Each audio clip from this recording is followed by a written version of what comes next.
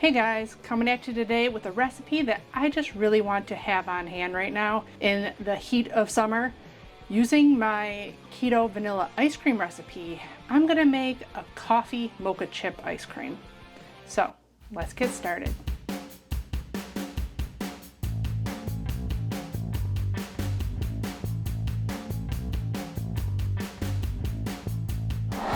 Hey everyone, welcome back to my channel. If you're new here, thanks for joining me. My name's Alycia and I'm a pastry chef with a sweet tooth.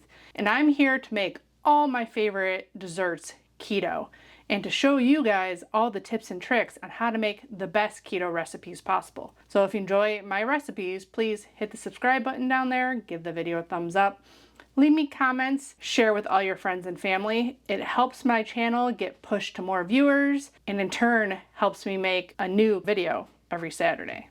Today, one of my favorite things in the entire world, ice cream. And my ice cream recipe is by far superior to the keto ice creams in stores. I know that sounds cocky, but I've tried them all and they're all okay. And when I was pregnant, I bought a lot of them because I was too crazy busy to make my own ice creams.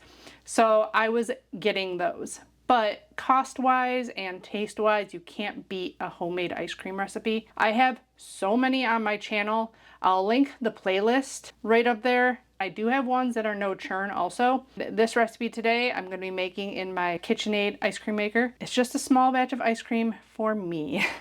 It's going to be pretty much the exact same as my vanilla ice cream recipe. So we're going to do 10 ounces, a cup and a quarter of a low carb milk of choice. I do the So Delicious coconut milk and 10 ounces of heavy cream. I have done this with coconut cream and it does work. It isn't as good, I think, as using heavy cream, but it is doable and it's still delicious, soft and scoopable. After days in the freezer, a cup and a quarter of that. And then because we're making this coffee, I think I'm going to up the allulose a tiny bit from 80 grams to 100 grams, which would be a cup and 2 tablespoons. Sorry, a half cup plus 2 tablespoons. Yeah, I can think today. I've been a little busy. If you can see all the stuff back there, I've been baking all morning. So I'm going to taste this at the end for sweetness. We're not using the French vanilla liquid stevia because we're doing coffee, so I might just do a regular stevia if it needs it. So that was the allulose. The allulose is what keeps this ice cream soft for weeks in the freezer, which it won't last that long, but if it does, it'll still be soft. Do 2 tablespoons of a granular erythritol. I use monkfruit erythritol. That makes sure your ice cream isn't too soft. I did try this recipe a long time ago with just allulose and it was like mush. I guess if you like soft serve, you'd probably like it, but it literally melts in like 2 seconds. I'm gonna add 2 tablespoons of an instant espresso powder. Now I did some research before I did this because I was like, okay, well, what are the carbs on this whole thing? I could not find any nutritional facts on this. In my Recipale, which is what I use to figure out all my recipes, which I pay for every month, they had 1 espresso powder on there and it said 100 grams of carbs for 100 grams, which means it's all carbs, which doesn't make any sense for coffee. Some other things said 1 teaspoon was 2 carbs. I don't know, I specifically looked up Medaglia d'Oro and I looked at a bunch of different sites. A lot of them said nothing, that it was 0, but I don't know exactly. So if you use a different espresso powder, let me know if there's nutritional information on it. This one doesn't have any. I think that's about all I have left.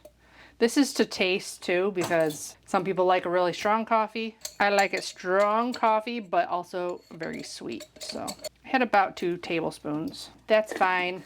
I'm also going to add, I do have coffee extract from Olive Nation, so I am going to add that to this. We're going to give that a stir and heat it until it's just bubbly around the edges. Because our keto sweeteners don't act the same as regular sugar, I heat it all up together. And that way you don't have to put it back on the heat because it's going to be still hot, like 150 degrees when you temper your eggs. And that's what you want to do basically, is cook your egg, which it does if you bring this to a boil. To that, I'm going to just do 1 egg. You can easily do as many eggs as you want. You can do just egg yolks. It'll just change the richness of your ice cream. I hate having egg whites left over, so that's why I always just use one whole egg. Or like in my chocolate ice cream, I use 2 whole to give it a little bit richer of a flavor. But you can easily use 3 egg yolks or 2 egg yolks here, whatever you'd like. Give it a little whisk. That's ready to go when our cream and milk mixture are heated. The only other ingredients besides the coffee extract, I am going to add a little bit of vanilla extract, and then I'll see about if I need stevia or not at the end. And then the other thing, that I have made this recipe without gelatin, but if you look at any commercial ice creams, they all have some kind of gum in them, and that just gives a really smooth and creamy mouthfeel.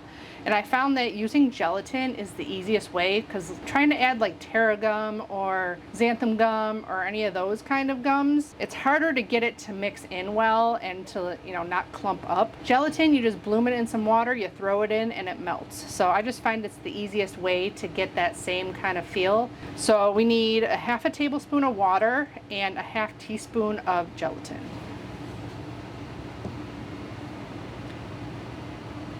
You know? That's it for our coffee ice cream. Besides what we're going to add to it. Give that a stir every once in a while. It's looking the right color. The only other thing is, this is an ice cream that I remember a long time ago. I probably haven't had it in over 10-15 years, but it was a coffee mocha chip. So they had like these little tiny squares of chocolate chips that had like coffee grounds in them. It was so good. But Lily's has a mocha chocolate, which is very similar to those chips. It has the actual coffee grounds in it. So we're going to use half this bar in our ice cream, and that brings the whole batch of ice cream, I think, to 12 grams of net carbs. So it's like 3 grams of net carbs for 2/3 of a cup, I think it is. But this is just an occasional treat for me because I've been missing it. But what we're gonna do with this, because this isn't like the chip that I had in the ice cream, I'm gonna melt it and spread it out thin and cut it into little chips. It's extra. You can just chop it, chunk it, whatever you wanna do, and put it into your ice cream. But I always have to be a little bit extra and make it exactly like I remember it when I wasn't keto. I'm gonna keep 1 square, so if I overheat it, I can temper it a little bit. But I'm not gonna do this till later because this whole thing has to chill before we can churn it anyways. And it needs to cool down in here. I learned my lesson from making the Dairy Queen ice cream cake that if I've been baking all day and it's hot in here, my ice cream maker will not churn the base solid enough before the bowl melts. So I am not going to take the chance today. After this is done, I'm throwing it in the fridge, and I'm going to take a little break and make some of my other stuff and package some stuff I have to package for this weekend's vendor show. And then we'll churn it in a couple of hours, and I'll make the little mini mocha chips. Okay, most of the espresso is melted. Sorry, you can only see half my pot. We're just waiting for that to come up to a little simmer, and then we'll temper our egg. Okay, there are just, you see there's little bubbles forming around the edge. Keep your spatula because you're going to need it. And slowly temper your egg.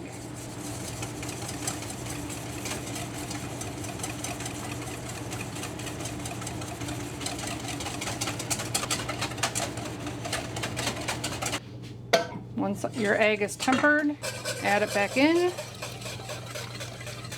Spatula, get it all out of there. And add our gelatin puck. I'm gonna start with a 1/2 teaspoon of each, vanilla and coffee. Someone asked on my vanilla wafer recipe, this is the vanilla I like. It's a pure vanilla extract, and it's the cheapest I could find, and it smells and tastes really delicious. So that's what I'm using now. So whisk this together, and then this is where you want to taste it for sweetness.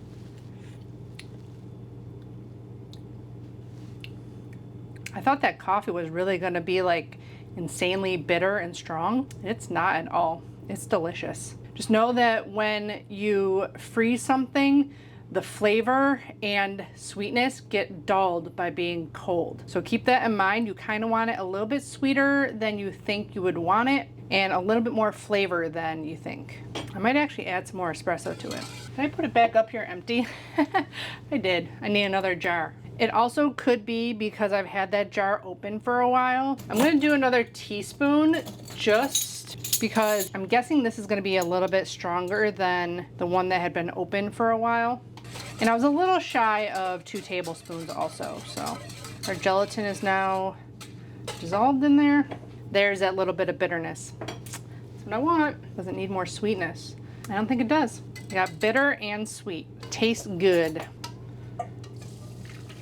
Strain it into your bowl. This catches any of the little egg bits that are in there. Make sure you don't have any bits on your spatula that you don't want in your mixture. And we gotta let this chill until it's refrigerator temperature. So normally if I'm shooting a video and I wanna churn it right away, I put it on an ice bath and put it in the fridge and just keep stirring it. You can also put it into the freezer, get it chilled down quicker, but just remember to keep stirring it. Otherwise it'll get real cold on the outside and start freezing, and not in the middle if you're not stirring it all the time. I'm just gonna throw this in the refrigerator and we'll be back to get our mocha chips made, and then we're gonna churn some ice cream. See you in just a second. Okay, it's the next day because I just had way too much going on yesterday. I couldn't get it all done in time. So we are going to churn some coffee ice cream. So I had it all chilled down yesterday. I ended up putting it in the freezer and stirring it every once in a while, but I never got a chance to actually churn it. So I put a piece of plastic right down on top and threw it into the fridge to chill all the way. Now we're gonna give it a stir. Should be kind of gelatinized, what you want. Still don't have my bowl out. You get it out at the last second, which will be right now. Okay, so putting my KitchenAid bowl, make sure it's clean, paddle in, turn on.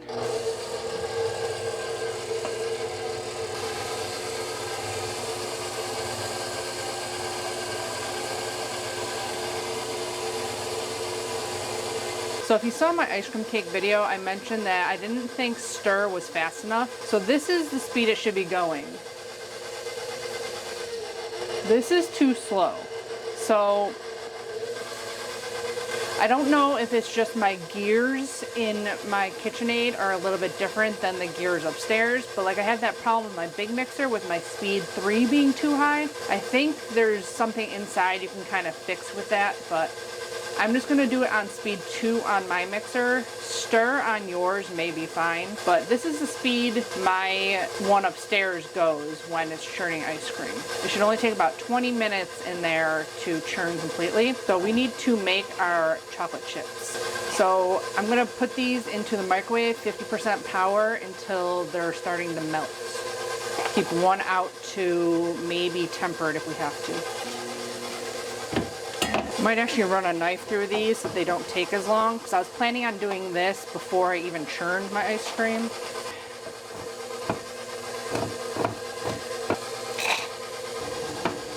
Dark chocolate from Lily's is notoriously hard at melting, so we may need to add a little bit of coconut oil to help it along. It's already been like over a minute and a half. We're already at 88 and it's not melted. So add like a ½ teaspoon of oil. Hopefully that'll help a little bit to get it to smooth and melt down. It's already looking better. It's at 91. Might need a little bit more coconut oil. Another ½ teaspoon. Just gonna do 10 more seconds. Okay, another 10. Still at 87. Still fine, but keep going. It looks like our ice cream is almost done already, so we're gonna have to add the chips after. You can see it looks grainy because there's coffee in it. That looks about right. And we're at 98 now. You put your extra chips in, and hopefully that'll bring it down to the right temperature and melt those chips. See what we're at. Down to 88 already. We can just add those chips later, or just eat them. I did this in my Cherries Garcia ice cream video that I made for my mom, because Cherries Garcia has the little tiny chocolate chips in it. Chocolate, not chips, I don't know what to call them. Chocolate shards, I guess? You obviously don't have to do this. This is an extra step. Try to do it pretty thin. Okay, into the fridge real quick, and then we'll cut those into little chips. It looks like our ice cream is done, so we got to get a bowl or something to put it in real quick. I actually have ice cream containers, they're half gallons.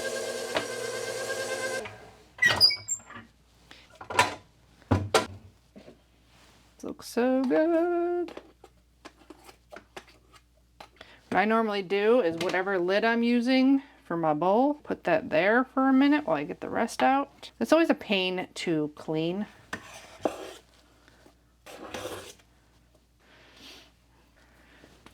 This basically makes almost 2 whole pints of ice cream. Doesn't look like it while it's in there, but it does. Actually makes over, I think, more than 4 cups. It's about clean. I can't wait to try this, which might have to be on another day again because I still have stuff to prep for my vendor show tomorrow.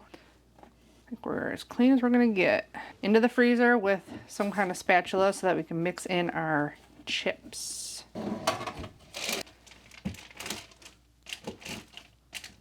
That video was much more satisfying. I'll link it right here. So it was like perfect like grid and it all came up in perfect little chip form.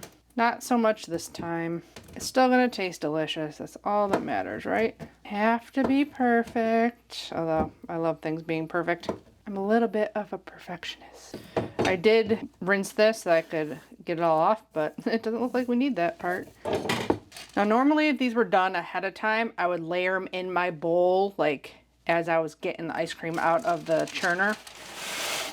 That didn't work out today, so we're just gonna have to mix them in like this, or you can put them in while they're still churning too, and they'll get a little bit broken up probably. There we go. Coffee mocha chip ice cream. Now we gotta wait for it to chill because I gotta show you how it is after it's frozen for a couple of hours. So we'll be back when we get to scoop and try some of this.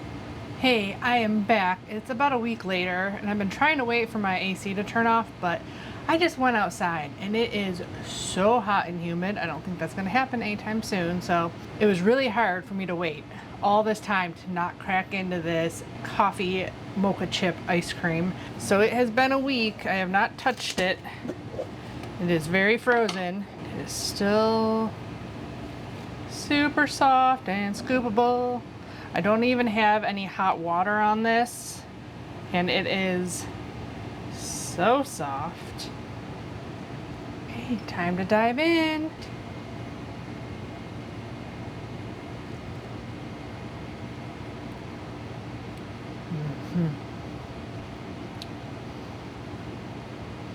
Those chips bring me back to when I used to eat this. It is so soft. Scoopable. Any chocolate chips would be delicious in this. You can even melt it and add some of your own coffee grounds. Sweet coffee, chocolate chip. So good. And so delicious on a hot summer day.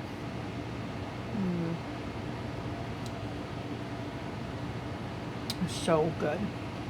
Even if you don't like coffee ice cream or coffee ice cream isn't your thing, this literally shows you how to take my base vanilla ice cream recipe and you can make it into so many different flavors. You just gotta think about sweetness level, different stevia extracts you can use, chocolate chips, all the different add-ins and everything like that.